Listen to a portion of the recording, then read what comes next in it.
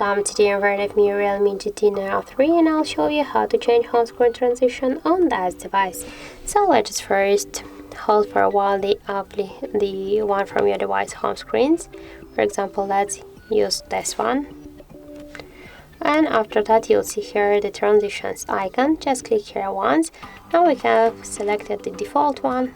We just can see all of this animations. I'll go for example with the real one, then just click here to apply to the home button, and now we can see that we just successfully changed our device home screen animation.